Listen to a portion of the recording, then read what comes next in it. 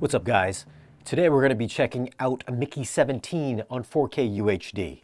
My focus isn't going to be on the film's merits, but strictly on the audio and video quality. So we're not going to be getting into how good or bad this movie is. Let's dive into the tech specs. The movie was shot in 6.5K and features a 4K DI.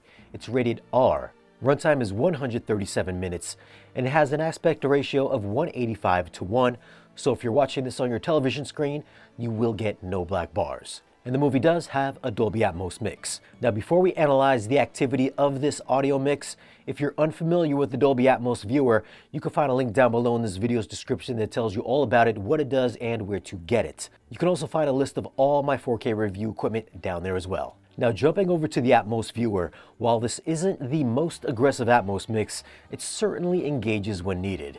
But I will note that a lot of this mix is in a 7.1.2 layout, so most of the overhead effects will only come out of the top middles if you're running 6 overheads.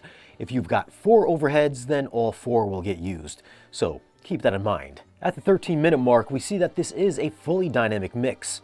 Rain effects convincingly come from overhead, sounding like they're hitting the building's roof, while the lower channels are rich with subtle movement of people and the background elements. Then at 25:22, when the ship encounters turbulence, swirling effects move fluidly between the speakers. There are also several flyovers in this movie with excellent tracking, following the ship clockwise from the right channel, and if you have a center surround channel, precisely positioning that ship right in the back middle of the room. A notable recurring element is the off-screen dialogue, often placed in the side and rear surround channels. Timbre-matched speakers are key here for a seamless auditory experience during this scene, because you don't want your surround channels sounding different than your center channel. Regarding bass response, there is a decent low-end rumble at the 1 hour 56-minute mark when the stampede of creepers moves across the field, and the explosions will provide for a very noticeable shake. Otherwise, I didn't really find the bass to be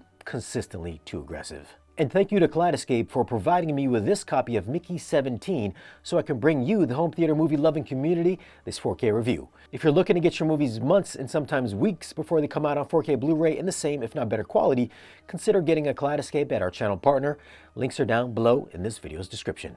Turning our attention to the picture quality, this transfer presents a very clean, digitally captured aesthetic. And while it does maintain that digital clarity, there is a subtle touch of softness to it. Perhaps there is some film emulation that softens any potential glossy look, so it is not a razor-sharp transfer. The level of detail is still impressive, showcasing the intricate and deliberately aged set design, so you'll readily observe the textures on the costumes, right down to the individual stitches. And for those who appreciate the fine details, the close-up shots offer excellent pore visibility and also wrinkle visibility. Some of the backgrounds clearly indicate that they did use the volume, yet they did blend seamlessly with the live-action elements. The CG creature designs holds up well against their practical counterparts, so while not always photorealistic, they do consistently look really good. Onto the HDR, this isn't a film busting with vibrant colors. It leans towards a monochromatic palette dominated by grays, blacks, and darker muted tones. Ruffalo and his wife's attire provides for some pops of color, but overall, it is a subdued colored landscape. The highlight detail, while never pushing my display's peak brightness, also avoids appearing too dim. Given the muted color palette, the specular highlights do offer a nice sense of contrasting pop, and furthermore, the black levels are excellent, preserving shadow detail without any noticeable crushing. Overall, I did find this to be a great looking 4K transfer that might not be a showcase for extreme brightness, but it certainly will demonstrate the impressive detail that can be achievable in 4K. So for video, I'm gonna go with a 9.6. The audio, while not quite reaching the same heights as the video, it was nearly as good. I anticipated more aggressive surround channel usage, but the surround and Atmos height effects effectively kicked in during the action sequences and also created a convincing sense of spaciousness within the ship's interiors. While the bass could have benefited from a touch more aggression, the overall mix was very good sonically.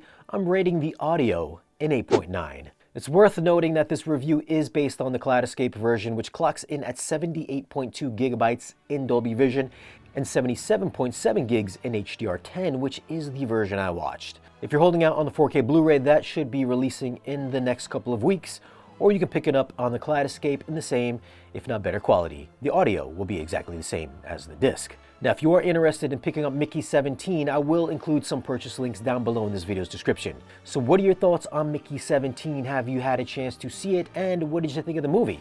Leave your comments down below and let me know. As always, guys, thanks for watching. If you want, you can follow us on social media, and if you want to support the channel and get exclusive content or great discounts on audio and video gear, then stop by our Patreon page. Be sure to like this video if you found it useful, and I'll catch you again in the next video.